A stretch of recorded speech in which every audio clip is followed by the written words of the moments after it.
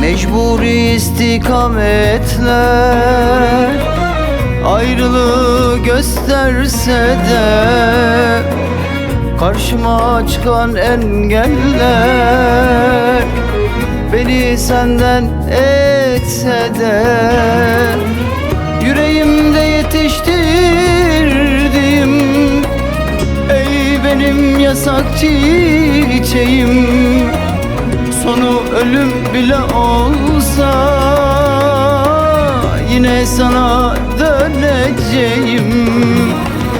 Günahta olsa, sevapta olsa yine seni seveceğim. Cennette olsa sonum, cehennem olsa yine sana döneceğim. Mahpusta olsam, firarda olsam yine sana döneceğim.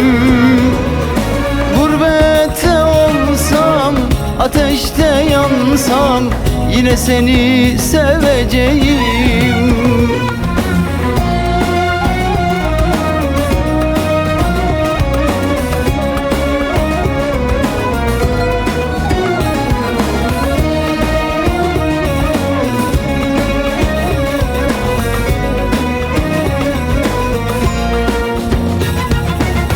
Aşkına yanıp bittim,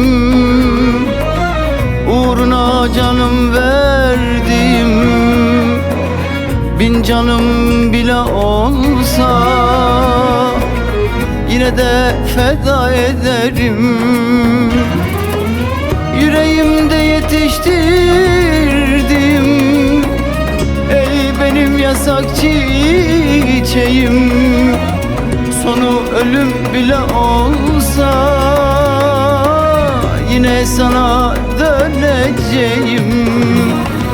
Günahta olsa, sevapta olsa yine seni seveceğim.